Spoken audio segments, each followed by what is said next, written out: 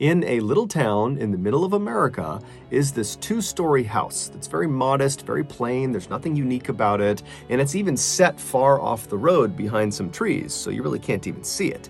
But today, when I tell you what happened inside of that house, you will never be able to look at it the same way again. Be sure to stick around to the very end of today's video because we have an important "Where are they now?" type of segment. But before we get into today's story, if you're a fan of the strange, dark, and mysterious delivered in story format, then you've come to the right place because that's all we do, and we upload once or twice every week. So if that's of interest to you, please ask the like button to help you move out of your apartment and offer beer and pizza as payment. Once they accept and the move is complete, only serve O'Doul's and anchovy pizza. Also, please subscribe to our channel and turn on all notifications so you don't miss any of our weekly uploads. Okay, let's get into today's story.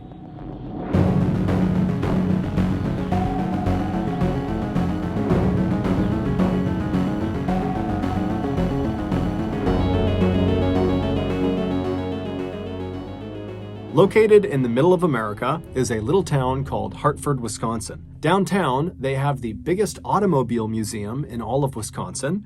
They also have a bowling alley called Dave's Lanes, which sells cheap beer and the best frozen pizza in town. Around the corner from the museum and Dave's Lanes are two other very popular local spots. One is called Scoop DeVille, which is an ice cream parlor that's themed like it's the 1950s, and they specialize in raspberry sundaes. And the other popular spot is called the Mine Shaft, and it's this big family-friendly restaurant that offers comfort food and arcade games. On warmer days, you can find residents of Hartford out on the many walking trails of Woodlawn and Willowbrook, which are two big, very well-maintained parks that are right outside of the downtown area. And on virtually any day, whether it's warm or cold, you can find Hartford residents packed into the Shower Arts Center, which is a local theater, to watch the local theater troupe perform. But none of these attractions are why anybody knows about Hartford, Wisconsin. The reason we know about Hartford, Wisconsin is because of Jessie Blodgett. Jessie Blodgett was a miracle. She was born just outside of Atlanta, Georgia in 1994 to her loving parents, Buck and Joy Blodgett. And Buck and Joy, for the longest time, they couldn't have kids. In fact, they were kind of adjusting to their reality that they would not be able to have biological children when Joy discovered she was pregnant. The couple couldn't believe it. It was like the most incredible thing that either of them had ever experienced. Joy would give birth to Jessie at home with no drugs, no doctors, just Buck, his mom, and a midwife. And when little Jessie poked her head into the world for the first time, Buck and Joy fell instantly in love with her. Not long after Jessie's birth, the Blodgett family would leave Atlanta, Georgia, and move to Hartford, Wisconsin. And it was there, inside of their modest two-story home, about 5 minutes drive from the downtown, that Jessie would grow up. And it was also inside of that modest two-story home where many years later, Jessie would come face to face with a monster. Jessie was always someone the other kids looked up to. She was a brilliant musician who could sing and she could play the piano and the violin. One of her very close friends growing up, a girl named Jacqueline Knights, said that whenever she went over to Jessie's house, she would walk in and have to yell at the top of her lungs just to get Jessie's attention because Jessie was permanently playing the piano. But Jessie's musical talents were not the only reason people were attracted to her. From a young age, Jessie became outraged by bullying and unfairness of any kind. And so very quickly, she developed a very strong moral compass. She became a fierce defender of animal rights, environmentalism, sustainability, social justice, and ultimately ending violence against women. By the time she graduated from high school in 2012, Jessie had become very popular amongst her peers and also amongst teachers and parents.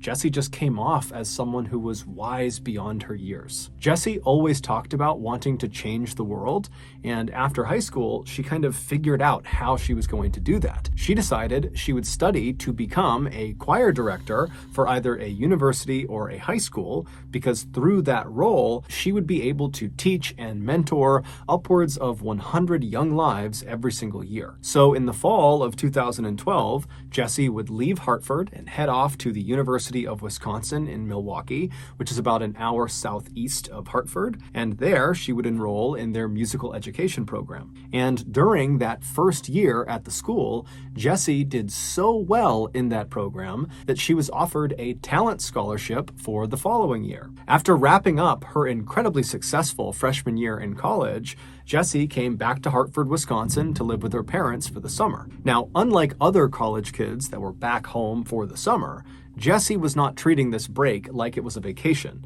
Instead, she decided she would just jump right into her musical education career.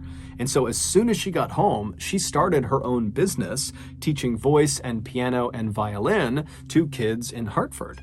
And within weeks of starting this brand new business, she had over 25 kids signed up. When Jessie wasn't teaching that summer, she was often writing original music with her friend Dan Bartelt, who was also a very talented local musician. Or when she wasn't doing that, she was rehearsing at the Shower Arts Center, where that summer she had auditioned for and landed a central role in that summer's musical, The Fiddler on the Roof. Jessie was the fiddler, and she was very excited about this. The musical opened to a packed house on Friday, July 12th at 7:30 p.m., and Jessie and the rest of her cast were incredible.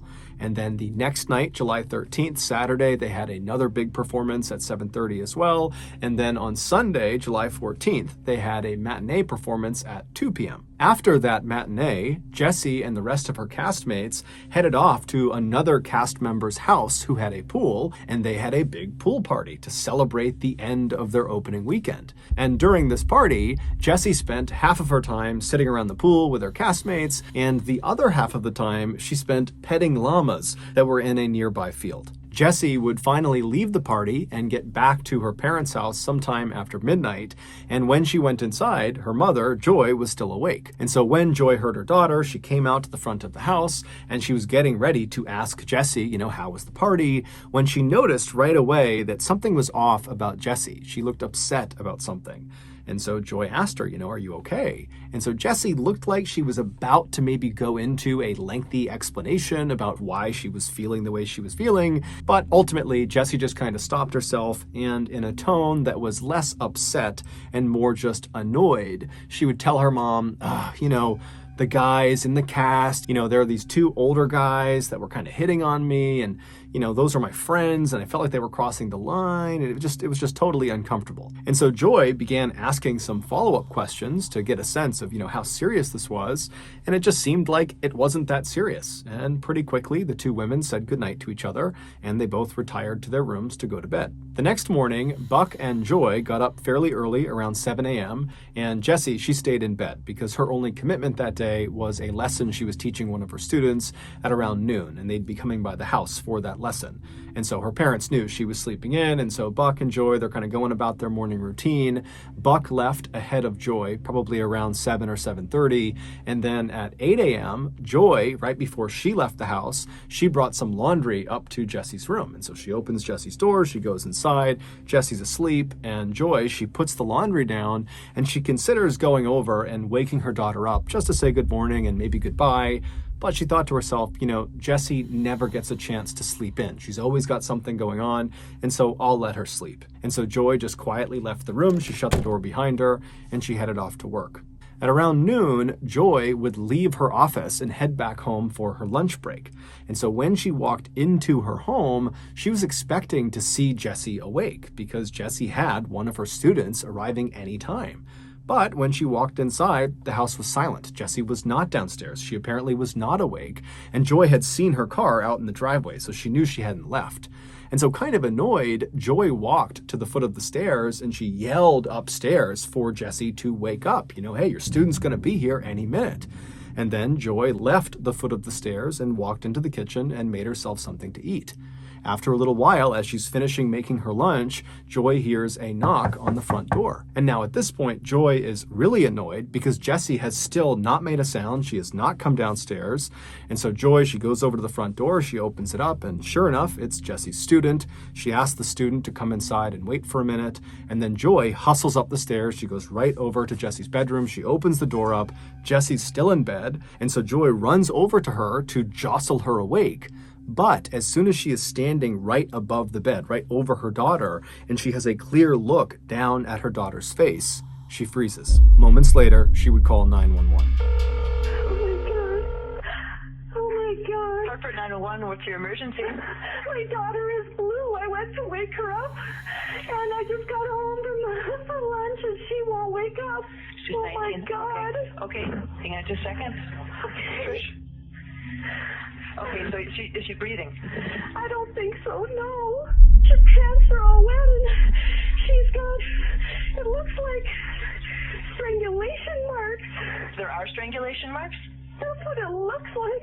I don't know what's going on. I don't know what's going on. Joy would gently pull her daughter out of the bed and lay her down on the ground. She would put a pillow underneath her head, and then she would begin doing chest compressions to try to save her daughter's life. But it was already too late. When police and paramedics arrived moments later, they came into the bedroom and they quickly determined that Jessie was deceased. When police looked at Jessie's body, they too saw the marks on her neck that her mother had referenced on the 911 call, and they also saw the same ligature marks on her left wrist and also on her ankles. As a result of these findings, the police on scene quickly concluded that this was not a naturally occurring death, this was not a suicide, this was a homicide. And so, as gently as they could, the police ushered Joy out of her daughter's bedroom and led her downstairs, because at this point, her daughter's bedroom was a crime scene, and they needed to keep it pristine so they could find evidence to figure out who did this. Once downstairs, Joy was reunited with her very distraught husband, Buck, who had just come home as well, and the two of them, their life is destroyed. Their beautiful baby girl, their only child, is now suddenly gone, and it didn't make any sense.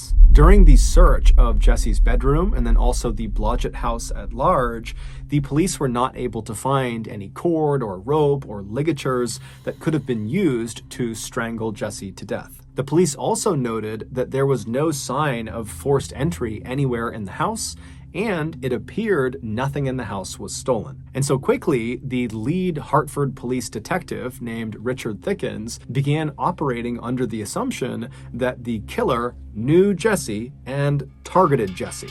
That they would have known where she was in the house, they knew how to get in the house, and they went straight for her, they killed her, and they left. When Detective Thickens spoke with Buck and Joy just hours after they had discovered their daughter dead, he asked them if they had any idea who would want to hurt their daughter. And at first, the parents said, no, we don't know anyone.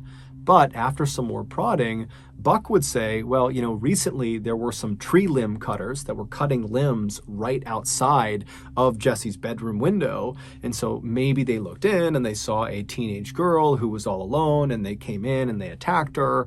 And then Buck also said that in addition to teaching music that summer, Jessie had picked up a few hours working at a restaurant down the road. And recently she had come into conflict with one of her coworkers who began acting very inappropriately with her. He basically would walk past Jessie and intentionally bump into her and rub into her and just get inside of her personal space. And this coworker was aware of the fact that Jessie was really upset and had already told her family.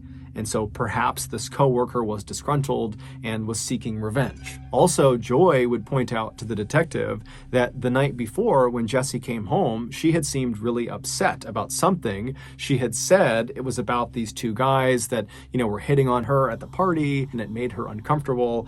But Joy and Jessie didn't really get into it. So there was something obviously on her mind the night that she was killed. Following this discussion, Detective Thickens would go out and track down those tree trimmers.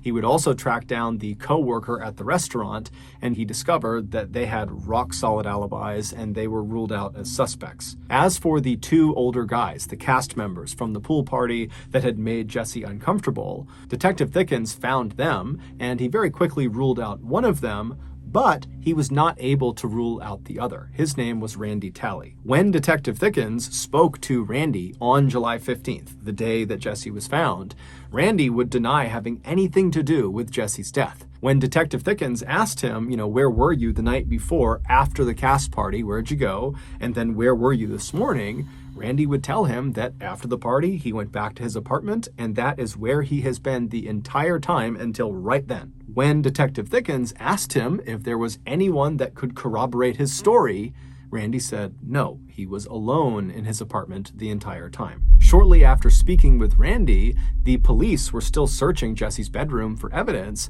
and they discovered her diary. And her final entry in this diary only made Randy seem more suspicious. Despite downplaying the incident that Jessie had had with these two older cast members at the pool party, after Jessie had spoken with her mom briefly when she got back from the party, she had gone up to her room and then made this final diary entry. And in it, she talks about being really upset about what these two guys had done to her. She said that these two guys were corrupting her and that they were taking what should be platonic love and perverting it into a competition. Her closing lines seemed to indicate that she might have been expecting some sort of future confrontation with these two guys. The lines read, "I am not helpless. I will recognize problems and confront them without fear.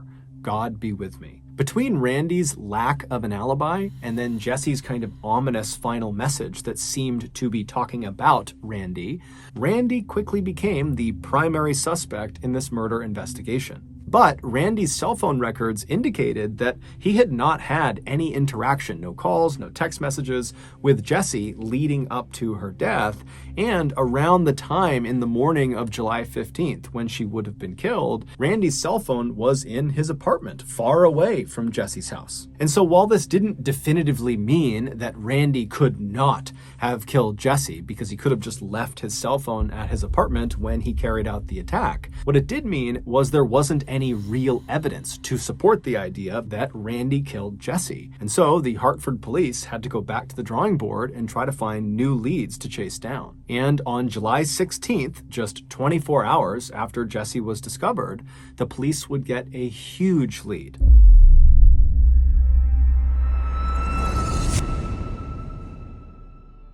Before we finish our story, I want to tell you about today's sponsor, Current. Banking is still one of the very few industries that has yet to be modernized by technology. It's still dominated by a bunch of old companies that, if given the chance, would happily sneak into your house and replace all of your good socks with the type of socks that immediately slip down into your shoe after only a couple of steps. But Current, even if they wanted to screw with your sock drawer, they couldn't. They don't have time. They're too busy being the future of money management.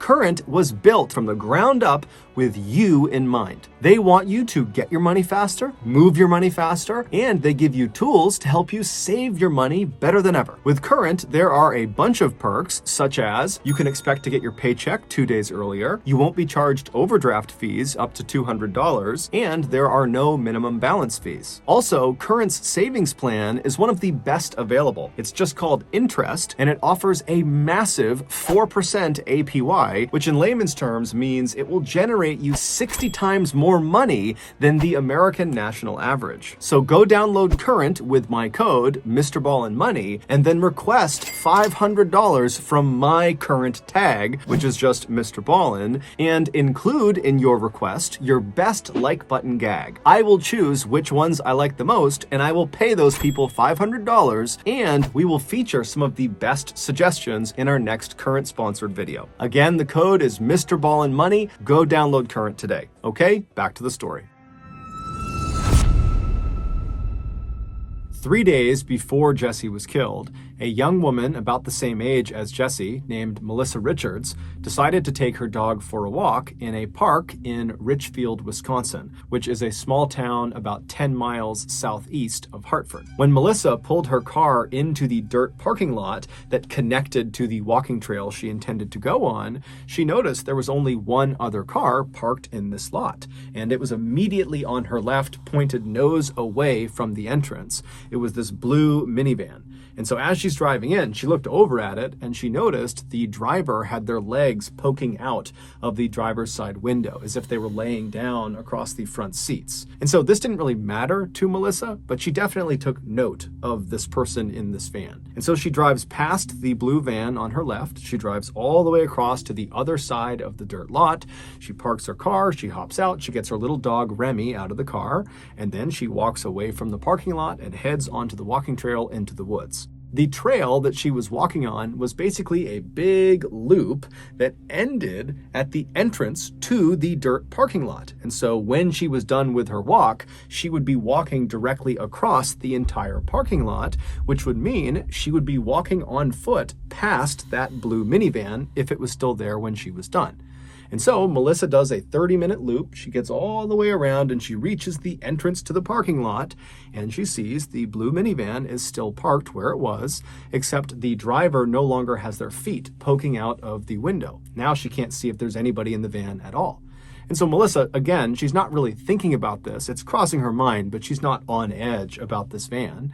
And so she lets go of the leash of Remy, and Remy starts running to the car, and Melissa pulls out her key fob and she opens up the trunk to the car. And so Remy runs over, he leaps into the car, and then Melissa just continues to walk across the lot towards her vehicle. And when Melissa walks just far enough that she is past the blue minivan, she turns to look at it and she sees the person who had been sticking their legs out of the window, the driver, is now sitting in the passenger seat of the blue minivan. The door is open and this person is sitting there staring at Melissa. And so Melissa, she makes quick eye contact with this person and immediately averts her gaze. She doesn't want to be rude, and she just keeps on walking towards her vehicle. But again, she's not worried about what's happening with this van. She's just aware of this person and this van. But after averting her gaze, she hears the sound of someone running towards her from behind. And so she whips her head around and she sees the same person who was sitting in the passenger seat, the driver of this van, has run up to her. And as soon as she turned around to face this person, they came to a complete stop and they were just staring directly at Melissa. They were only about 10 feet apart. And Melissa kind of reflexively said, "Oh, you scared me." And then Melissa just turned her back on this person and continued walking towards her vehicle.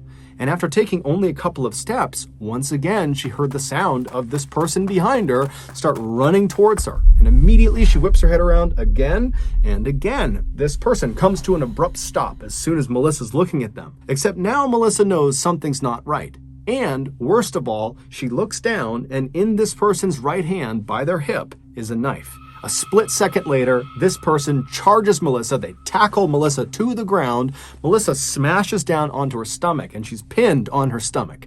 And this person, they attempt to stab Melissa, but Melissa fights back like mad. She turns over and she grabs the blade of the knife and she wrestles it away from her attacker, and she pulls the knife under her body and she puts it under all of her weight. And the attacker is so surprised that this has happened, they actually stop for a second before kind of reaching down and trying to yank the knife out from underneath Melissa, but Melissa is not letting it go. And so finally the attacker just kind of sits up on her back and says, "Can I just go?" And Melissa says, "No." But at that exact moment, the attacker leapt up and started running back towards the blue minivan. And so Melissa, she's not waiting around to see what they're going to do. And so she jumps up. She's still got the knife in her hand. Her hands are completely ruined. Melissa runs to her car. She leaps inside. She throws the bloody knife onto the floorboard of the passenger seat. After making sure Remy is in the car with her, she shuts the back hatch. She locks the doors, and then she turns around and she sees her attacker in the van peeling out of the lot driving away. And so Melissa is relieved, but she also just wants to get the heck away from where she is right now. She's totally alone. And so she fires up her car and she drives to the hospital. After getting 15 stitches to repair the 3 very deep cuts in her hands, Melissa was transferred to a recovery room where a man named Joel Klossing, who was a detective with the Washington County Sheriff Department, he came into the room and he took down Melissa's statement.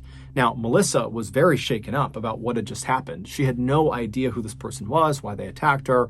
But despite being shaken up, Melissa had the most incredible memory of the event. She knew exactly what her attacker looked like, all the little details, and she knew everything about the vehicle, to include the fact that she knew it was a Dodge Caravan minivan. So she knew the exact type of car, and she guessed it was probably from the years 2000 to 2002.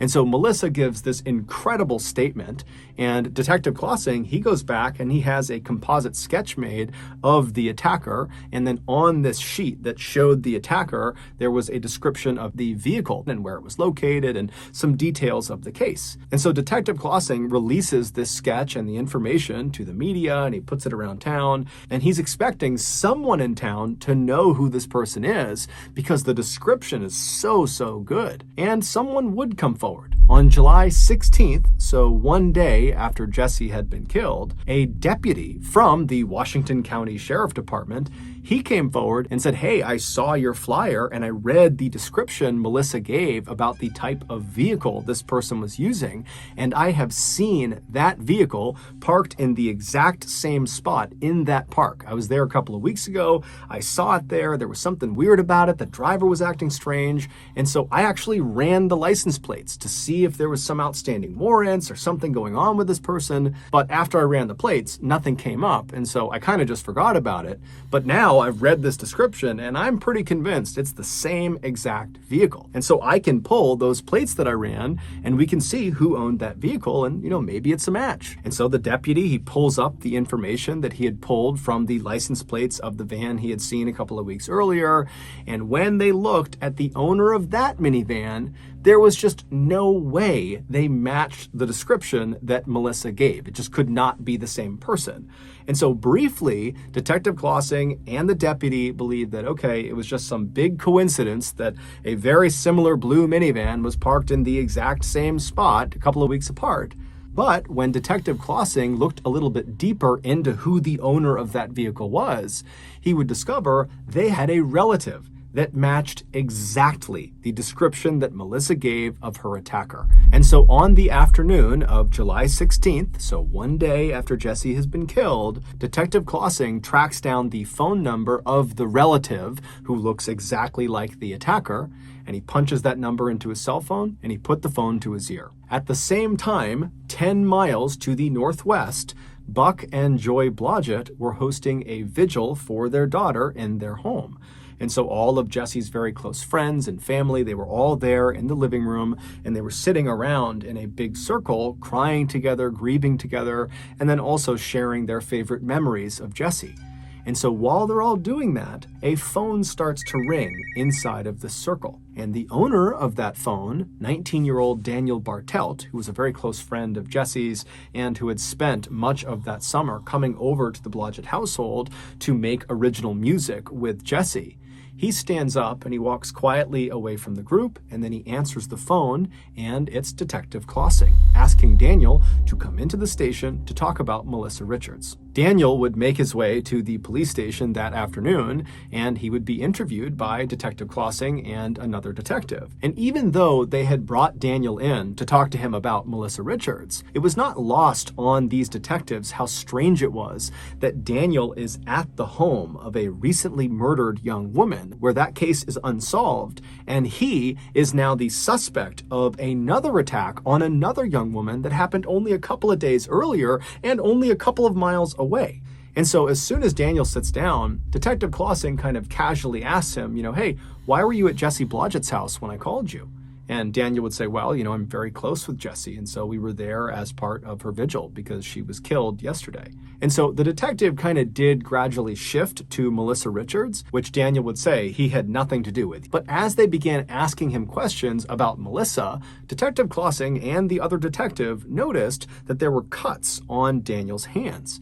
And so they kind of cut him off and they asked Daniel, how'd you get these cuts on your hands? And Daniel was very quick to say, "Well, I got them at work. A screw kind of jutted out and cut my hands. I move inventory around in a back room of an engineering company. That's my job. And, I just cut my hand at work." And so at that point, the police began really asking very pointed questions about exactly how he hurt his hands and what exactly did he do at his job. And at some point, when it just seemed like there was something off about his story about how he hurt himself, one of the detectives just says to Daniel, "If I were to call your employer, this engineering company, would they say you, Daniel, are currently employed with them?" And Daniel, he kind of paused for a minute and then said, "No, I actually lost my job several weeks ago."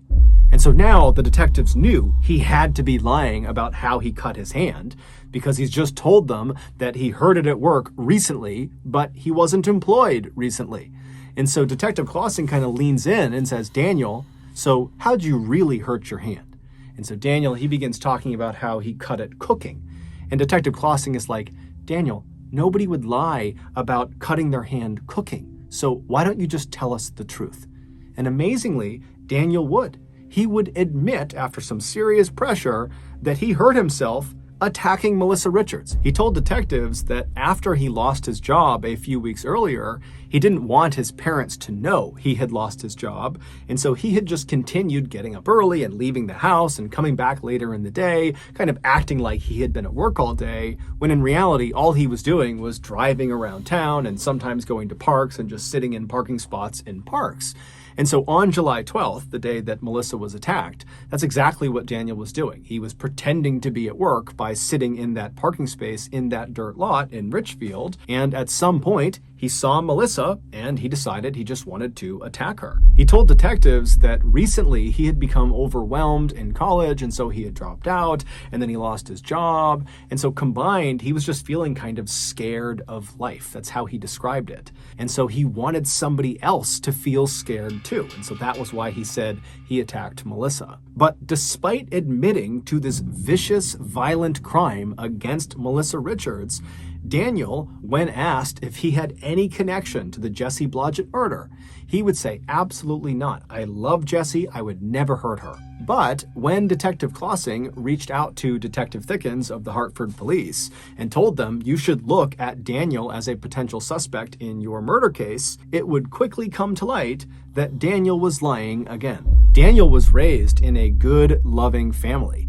He was extremely smart, straight-A student. He was an incredible musician, and he was really well respected by his peers and even by his teachers and other instructors. I mean, this was a kid who had everything going for him. But something went wrong with Daniel, and no one knows exactly why. Shortly before he attacked Melissa, Daniel had become obsessed with killing and death and murder. His internet search history shows that he spent a lot of time looking for actual snuff videos online. Those are videos of actual murder.